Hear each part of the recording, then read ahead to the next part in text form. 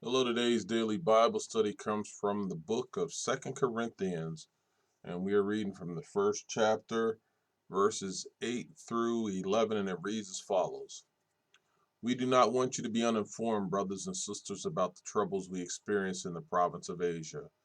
We were under great pressure, far beyond our ability to endure, so that we despaired of life itself.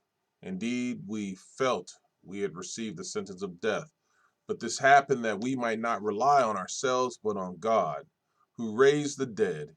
He has delivered us from such a deadly peril, and he will deliver us again. On him we have set our hope that he will continue to deliver us. As you help us by your prayers, then many will give thanks on our behalf for the gracious favor granted us in answer to the prayers of many. Powerful passage. Paul starts off here, and we're just continuing. Um, hey, I need to inform you guys.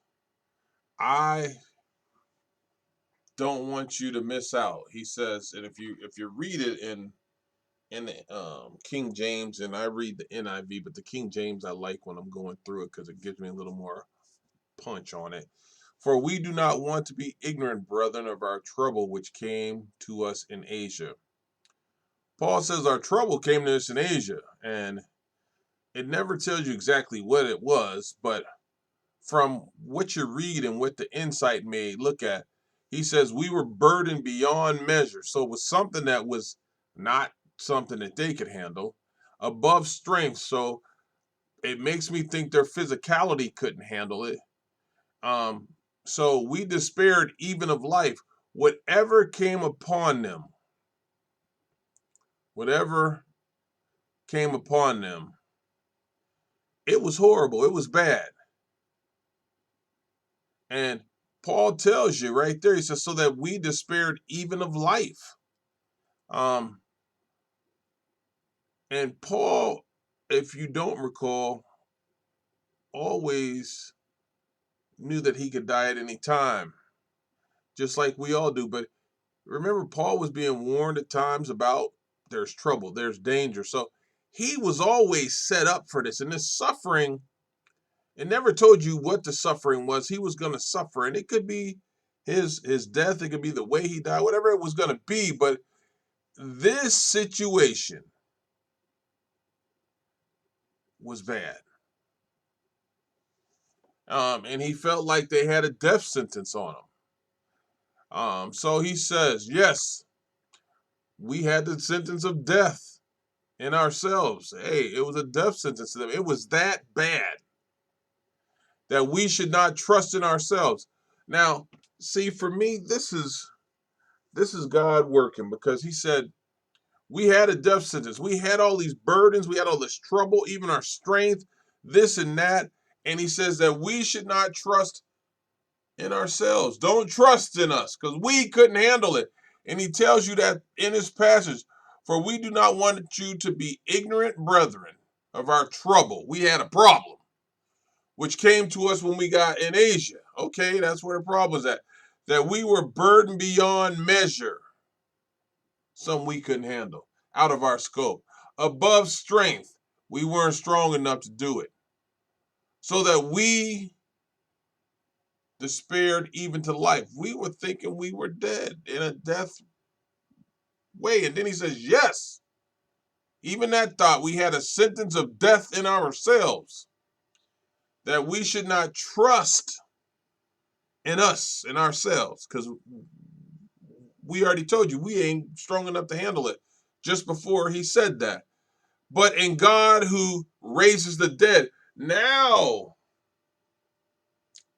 the answer to your problems, the strength that you need, the one that you should call on at all times, maybe has you in this situation so you know to call on him at all times. Sometimes the Lord has to teach us and humble us. And I'm not saying that they weren't being humble, but the Lord sometimes has to make us call on him. See, they couldn't do anything themselves. And they said we couldn't even trust in ourselves. But in God, and he said, And he puts a nice title at the end of the passage. He says, in God who raises the dead. So even though we feeling a death sentence, we got a God that raised the dead. Uh-oh. He said it, a God who raises the dead. Death is in ourselves, he said, but I'm appealing to a God who raises the dead, who delivered us from so great a death.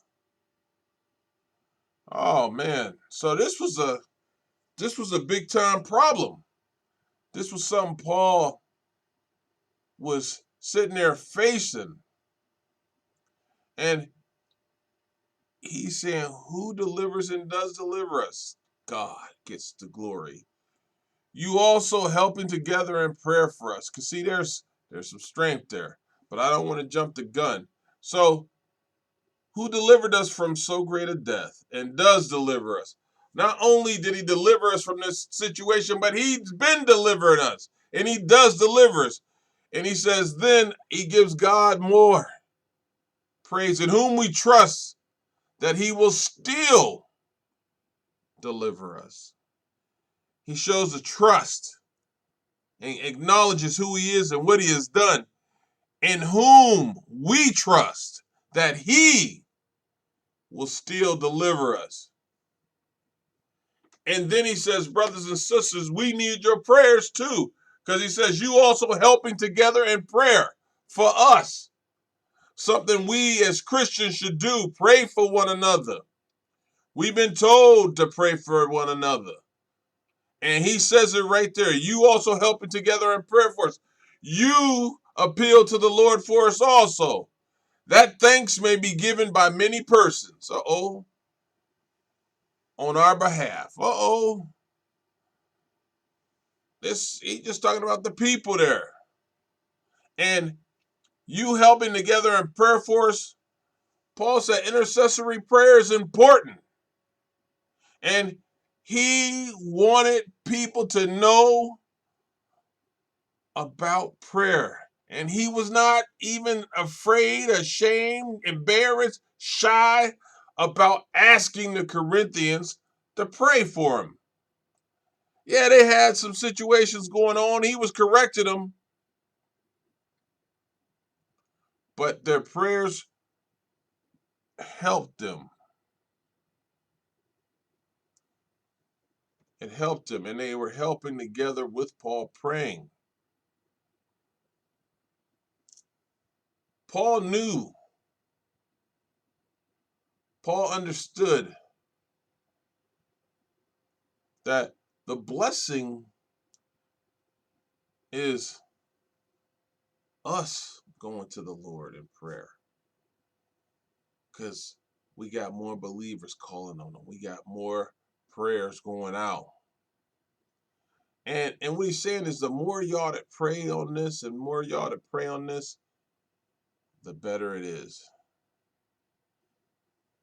See, this is a blessing, and this is one of those undercover blessings in the scriptures. Because here you see Paul, one of the greatest servants in the Bible.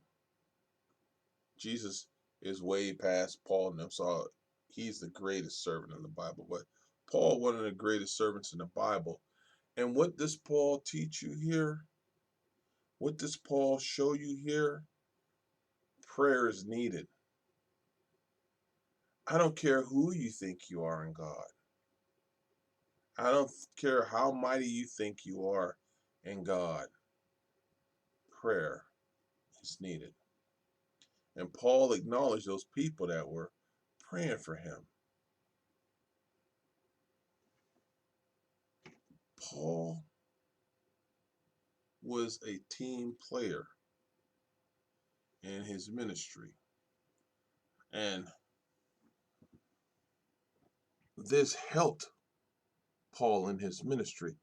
And we all need prayer in our ministry. I don't care if it's preaching, if it's teaching, if it's singing, if it's ushering, if it's being kind, if it's serving, whatever it may be. We all need prayer in our ministry. When you are doing the work of God, you are going against the world. You need prayer. When you are doing the work of God, you are doing it for people who may not know God. You need prayer. When you are doing the work of God, you may be doing it for people who don't want it. You need prayer. When you are doing the work of God, you need to be protected at all times. How do you get that? Through prayer to the Lord. How did Paul get it? Through prayers, his and intercessory prayers. Paul shows you a lot in this passage that we sometimes overlook. We all need to pray for others. Everybody who is out there in the battle and the struggle needs prayer. Amen.